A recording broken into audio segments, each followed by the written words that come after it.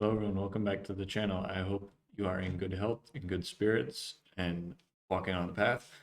Today, I want to talk about a story that began several months ago, many months ago, on May 1st in 2023, when a homeless man by the name of Jordan Neely boarded a New York subway. He started yelling at the other passengers. At first, he was saying he was hungry and thirsty, and later, he became more threatening to those around him, saying he's ready to die, that's a quote, and making, quote, half lunge movements toward other passengers, and making statements like, quote, I want to go to prison, and, quote, someone is going to die today. The passengers around him were quite justifiably concerned and in fear for their own safety and for their lives. Witnesses who were there that day told the New York Times, quote, I have encountered many things, but nothing that put fear into me like that, end quote. Thankfully, there was one man present who took it upon himself to step up as a hero and respond to the situation, and you probably already have heard his name. His name is Daniel Penny. Mr. Penny is a former Marine, and he possessed the necessary skill set that he needed to deal with the threat, putting Jordan Neely into a chokehold and restraining him until the train reached its next stop, a process which took, depending on who you listen to, 5 to 6 minutes. Unfortunately, in the process of the struggle that ensued, Jordan Neely at some point went limp and stopped breathing, and unfortunately was pronounced dead. This has launched a legal drama, and it continues to stir up controversy across the nation. This week, the trial is getting underway. And what should be clearly obvious as an unintentional killing in an attempt to protect innocent civilians on the subway has now turned into a murder investigation. And the cause for this is the totally irrelevant fact that Jordan Neely was black and Daniel Penny is white. If you were to hear the story up until that point, if you heard everything that I told you in the opening minutes of this video, with no mention of race, there would be no question about who's in the right, who's in the wrong. But the liberal establishment and our society, which views race as the utmost important thing, they have to bring race into everything. It's highly relevant to them in every single circumstance, and therefore, the only reason that this man could have been killed is a motivation of hatred for a poor homeless black man. And at this point, the evidence is still being disputed. We're going to see how the trial unfolds, and I will bring coverage on that as it comes out. The chokehold used was non-lethal, not intended to kill. And witnesses say that the incident, quote, really just looked like a struggle and that Mr. Penny did not appear to be in complete control of the situation. So he was doing the best he could, struggling with this man on the ground and not trying to kill him, just trying to get a hold of him. And what happened, happened. And I don't think I need to tell you that I firmly believe Daniel Penny is innocent of any wrongdoing. And on top of that, over and above that, he should be regarded as a hero for presenting a very obviously disturbed individual from seriously harming someone that day. He's a victim of a society that demonizes courage in order to maintain a narrative of oppressor and oppressed. And the empathy for the homeless and mentally ill has been taken to extremes, to harmful extremes, to the point where they would rather let such a person hurt someone on the subway than to have them stopped by force. And this is only compounded by the racial angle. A black man being killed by a white man can only possibly be because of racism. Nothing else will do as an answer. Anything else would be an acknowledgement that certain behaviors are unacceptable no matter who is perpetrating them, no matter the demographics, and they must be met with force. Unfortunately, that's the only way you can stop these people, because evil doesn't stop itself. And unfortunately, deranged, mentally ill, homeless people don't stop themselves. It is tragic that someone had to die, but when a man is threatening others around him and he persists in struggling against those trying to subdue him for his own good, then the good guy that has stepped up has no choice to do his best, and you let the chips fall where they may. And there's a lot I could say about Daniel Penny, and I will comment on it further, as I said.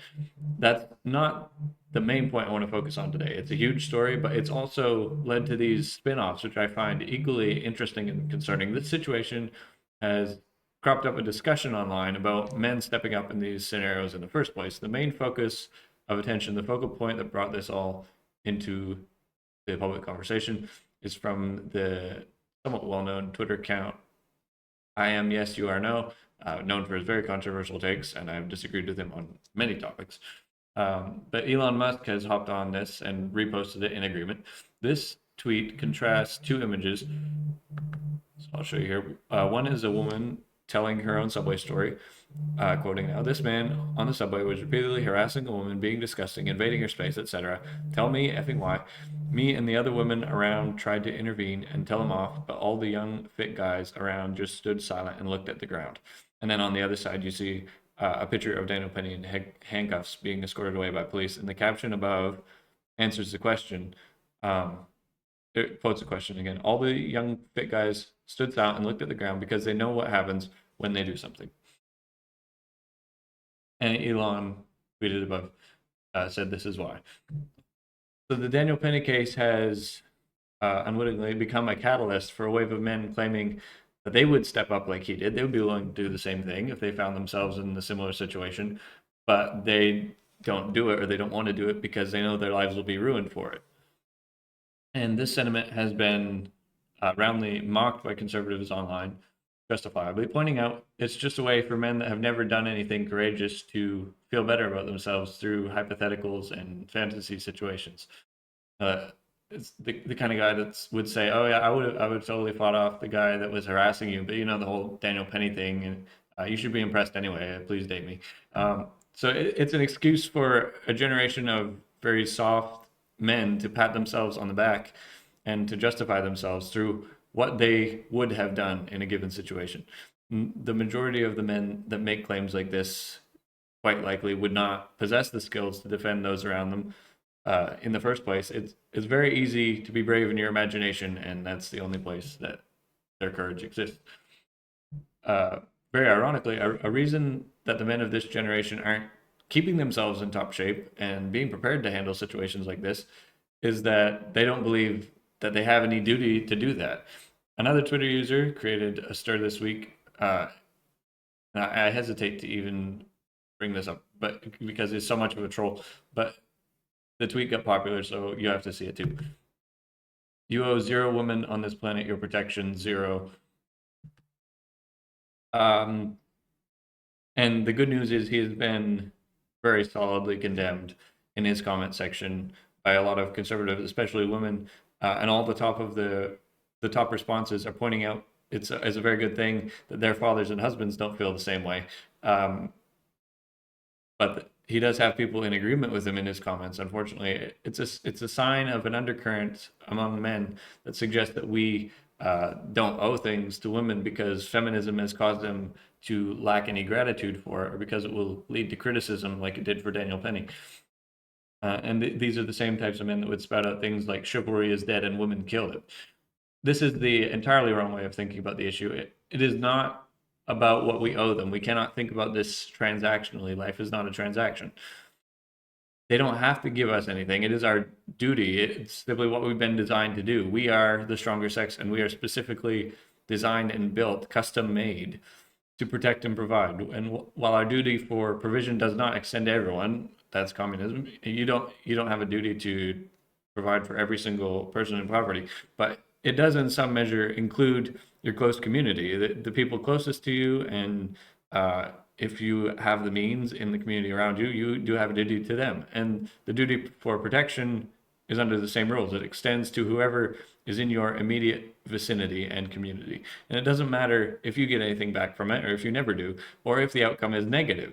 If you stand by and you allow other people to be harmed or harassed, you have failed in your role as a man and in your calling.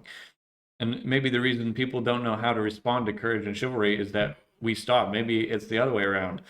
We let it become so rare that it shocks people to see men stepping up because it's now the exception instead of the rule. And they're kind of blown away by the force that is required in some situations because it's been so long since they saw it properly demonstrated. If more men were doing their duty, more women might come to be grateful for it. So you have to ask, how did we arrive at this point? There's various causes, and it's hard to diagnose or fix anything like this in one simple step. It's impossible. Some of the causes include the suppression of masculinity through a feminized education system, major cause, a demonization of the male energy and aggression, being labeled as toxic, scrutiny of any man who does step up, Daniel Penny being one, but there's many more. a culture that promotes the image of soft and restrained men, children as the ideal, as the normal, and the list could go on and on. But how we got here is not as important as how we fix it now. We need men to embrace their role and build the skills that they need to fulfill it. And in a very practical way, this means get fit, get aware of your surroundings, be prepared, and be able to handle stuff like this. And we need less men who can talk a good game about what they would have done, and more men that are doing. Weak men create hard times, and that has never been more clearly demonstrated than in our society at this very moment. The hard times have arrived.